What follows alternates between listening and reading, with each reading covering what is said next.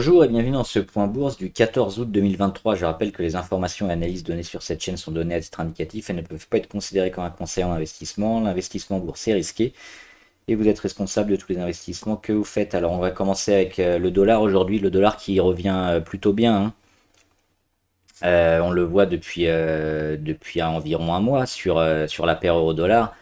C'est l'euro-dollar qui baisse, donc c'est le dollar qui monte forcément face à l'euro. On le voit ici depuis le 17 environ, le 17 juillet.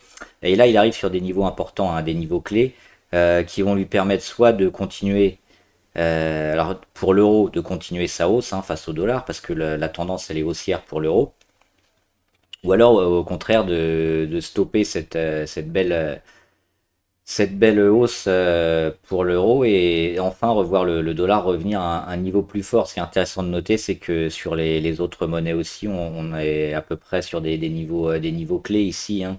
On le voit avec à peu près à la même date, hein, autour du 14 juillet ou un peu après. Le dollar qui revient, on le voit face à la livre. Mais c'est toujours la livre qui est toujours haussière. Donc là, c'est des niveaux importants qui vont se jouer probablement cette semaine. On peut aussi voir contre la monnaie japonaise, hein, le yen, le dollar a rebondi également, hein, depuis une date autour du 14 ou 16 juillet. Donc c'est un retour du dollar intéressant qui arrive sur des niveaux clés sur plein de monnaies, quasiment toutes. On le voit ici, hein, sur le dollar face au yen, hein, c'est un niveau autour de fin juin. C'était le plus haut, on y revient aussi. Donc une semaine intéressante sur les monnaies.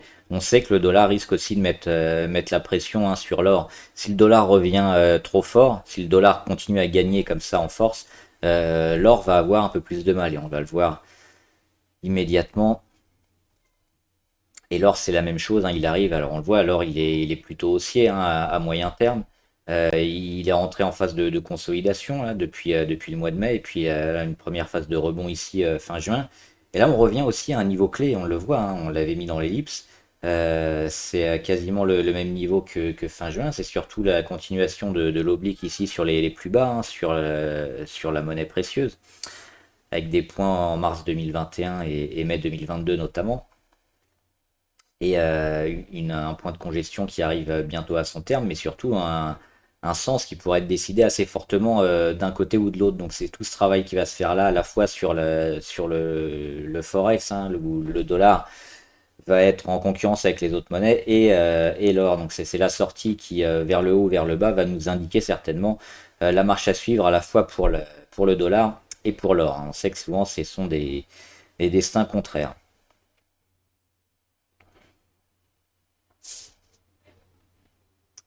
Allez, on regarde le CAC 40. Et le CAC aujourd'hui, il est ici, qui gagne 0,2. Alors avant de commencer, oui, je voulais juste parler un peu des chiffres. Il n'y a pas énormément de choses, hein, cette semaine. Hop. Il n'y a pas énormément de choses cette semaine sur les marchés. On notera quand même, hein, mercredi soir, donc le 16 à 20 h, on aura les minutes de la Fed, donc probablement Jérôme Powell qui va parler. Ce sera intéressant à noter ce qu'il nous dira. Ça induira peut-être aussi pas mal de volatilité. Et le lendemain, on aura donc jeudi 17 à 14h30 des chiffres intéressants, les inscriptions hebdomadaires au chômage et l'indice Fed de Philadelphie. C'est un chiffre assez important qui est souvent bien suivi par les marchés pour la force économique du pays. Donc mercredi soir et jeudi après-midi, on risque d'avoir un peu la tendance se définir un peu plus fortement. Sinon, cette semaine, il n'y a pas énormément de choses. Une dernière chose pour voir sur les résultats des entreprises. Jeudi, on aura alors quelques valeurs intéressantes. Alors, ce sera avant bourse, on aura Walmart, donc ce sera mercredi soir, hein, si on veut rentrer. Walmart qui est plutôt forte, on va pas le regarder là, le graphique, on l'avait déjà vu avant, mais il a passé un plus haut et puis il continue et il s'est pas effondré. Donc ça veut dire que la consommation toujours aux États-Unis est plutôt forte, plutôt résiliente. Donc, les résultats de Walmart vont nous intéresser particulièrement pour une sorte de, de canaries sur le marché de l'économie américaine. On aura aussi d'autres entreprises comme Abionyx Pharma, c'est une petite biotech, Kinepolis ou Adyen. Et enfin, vendredi, alors pareil, ce sera avant bourse, on aura Xpeng. Donc si on veut le jouer Xpeng, on pourra le jouer jeudi soir. Alors pour revenir au CAC, on le voit ici, hein, on a des plus hauts RSI juste sous les 60 qui, quand ils sont touchés ou frôlés, font obstacle, hein, sur le CAC 40 depuis le printemps dernier. Et les plus bas qui sont toujours un peu de plus en plus haut niveau RSI, hein, on était ici sur les 32. On remonte, on est sur les 36. Là, dernièrement, on a rebondi autour des 40, 44. Hein. Et donc là, pareil, il y a une fausse forme de congestion qui va se former sur le CAC 40. Et on le voit aussi au niveau du cours, avec une volatilité toujours en baisse, avec des plus hauts ici sur les 7580, des plus bas sur les 7083. Et là, dernièrement, bah, on n'arrive pas à aller chercher ni le plus haut ni le plus bas. Il y a un retour à la moyenne, une baisse de la volatilité, et pour jouer quoi, on le verra prochainement, mais toujours sous le support à 7384. Moi, je m'attends plutôt à aller casser ici ces niveaux RSI, aller casser cette zone de toutes les moyennes et retrouver un CAC autour des 7083. Pour l'instant, c'est pas le cas, le marché a toujours pas choisi, donc on verra notamment mercredi et jeudi ce que nous disent les chiffres et la Fed. Ça pourrait nous en dire pas mal sur le sens du marché. Alors, on n'a pas de valeur du jour aujourd'hui. On va regarder les deux dernières, hein, qu'on avait données. C'était notamment Orange. Sur Orange, on est toujours bien positif, hein, avec le rebond qui s'est bien fait ici sur la moyenne à 200. Intéressant de noter, hein, aussi, niveau RSI, on a frôlé les 30. Hop, on le voit ici, un 32 pendant quelques jours. Et on est déjà en phase de rebond sur les 47. Et l'inversion de tendance niveau MACD qui est en train de se faire aujourd'hui. On aura probablement la confirmation demain. Donc du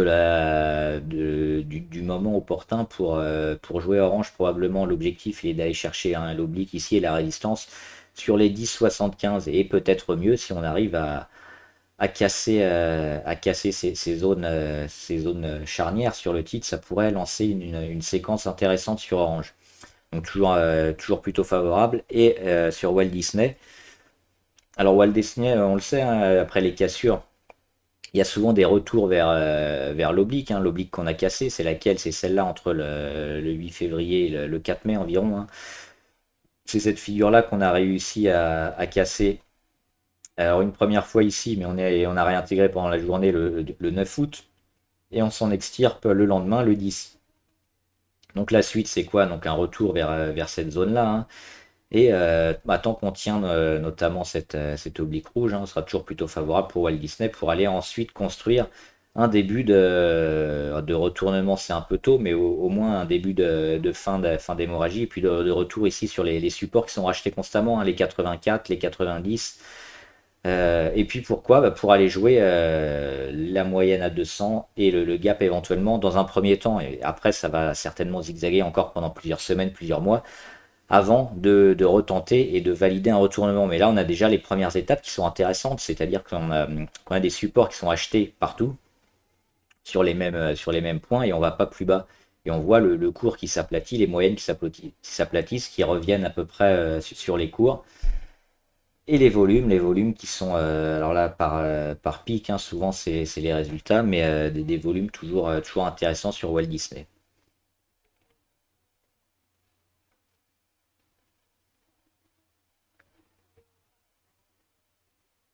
Et on va regarder quelques valeurs. Là, c'est pas forcément les valeurs abonnées, mais je voulais en voir quelques-unes.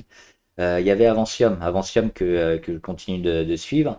Alors des volumes un petit peu faiblards, ça c'est dommage, on le voit, il se passe pas grand chose sur le titre. On a eu un double échec ici sur les 3,85. Mais pareil, c'est ce qu'on voit, c'est les supports qui sont achetés, on va pas plus bas. Ici, le support des 3,35. On le voit énormément travailler ici au printemps dernier. On a tenté une sortie, c'est raté, on revient sur ces niveaux-là. Et on voit se former un petit biseau descendant comme ça. Alors pour l'instant, il fait des mèches hautes, mais on va pas tellement plus bas. On va peut-être aller jouer ici le support ou même pas. Et ce qu'on espère, c'est avoir une belle journée avec un gros chandelier, des volumes, et puis casser vers le haut ici pour lancer une dynamique. Et là, ça vaudra le coup de rentrer sur Avancium, ça sera intéressant. Dassault Systèmes, où l'intérêt de ne pas anticiper, on le voyait quand on est arrivé ici, en frôlant l'oblique, on peut se dire que c'est probablement un bon moment de rentrer. Maintenant, il faut toujours attendre la confirmation de cassure de l'oblique, on l'a toujours pas. On est allé une première fois sur la moyenne à 200 et puis on continue de dégrader, on continue d'être sous l'oblique. Donc pour l'instant, il y a rien à faire. On est proche des 30 aussi, on n'y est pas allé, mais on flirte avec la zone rouge sur Dassault. Ce sera probablement intéressant hein, de jouer Dassault, mais il faudra attendre la fin de la baisse. Alors peut-être ici hein, sur les 34 ou alors ces prochains jours, si enfin on arrive à réagir autour de la moyenne et surtout casser cette oblique. Donc les volumes sont là hein, depuis un moment. Donc deux zones clés à surveiller. On va les noter. Et cette zone-là, autour de la moyenne à 200, si on arrive à casser. Ou alors une zone ici autour du support des 34 qui devrait permettre à Dassault de réagir enfin. Alors Exide Technology, oui, un abonné qui est dessus. Alors moi, je ne vois pas grand-chose hein, sur le titre, c'est assez neutre pour moi.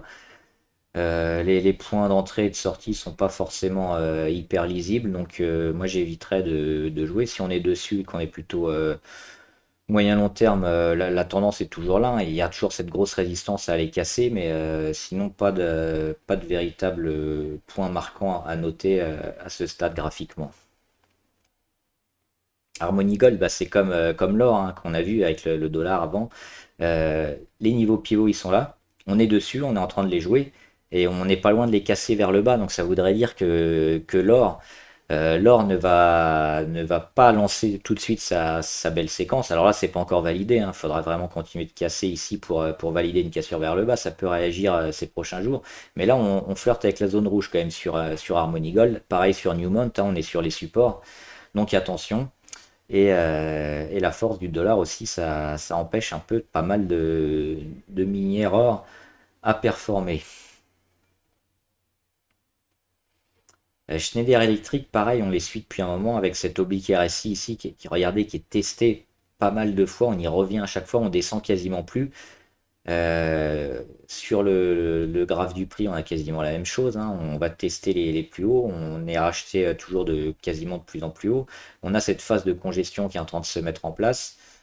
Si on a une belle cassure ici, soutenue par des volumes, ça pourrait être intéressant de rentrer pour dans un premier temps aller chercher les 171 et peut-être les casser, hein, parce qu'il y a une belle résistance quand même sur Schneider Electric.